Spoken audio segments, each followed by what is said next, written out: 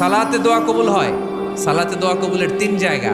একটা হচ্ছে তাকবীরে তাহরিমার পরে আমরা সানা পড়ি না, আমরা তো একটা পড়ি, আল্লাহর হাবিব সুন্নাহ এবং নফল নামাজে আরো পড়তেন সানা, ওই দোয়া কবুল হয়। দুই নম্বর জায়গা সালাতে সেজদায় পড়ে দোয়া করলে কবুল হয়।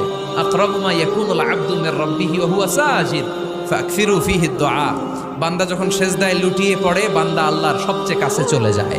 তা কিন্তু বিশ্বনবী বলে সেজদাটা তোমার রবের কুদরতি পায়ের উপরে পড়েছে। সেজদায় পড়ে দোয়া করেন। সালাম ফিরানোর আগে বিশ্বনবী দোয়া করতেন, লা ইউসাল্লিমান্না আহাদুকুম হাত্তা ইয়াতাআওয়াযা মিন আরবা'a।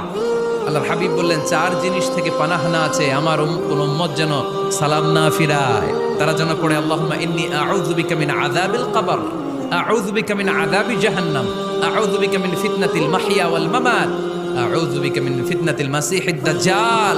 আল্লাহ কবরের আযাব থেকে বাঁচাও, আল্লাহ জাহান্নামের আগুন থেকে বাঁচাও, আল্লাহ জীবন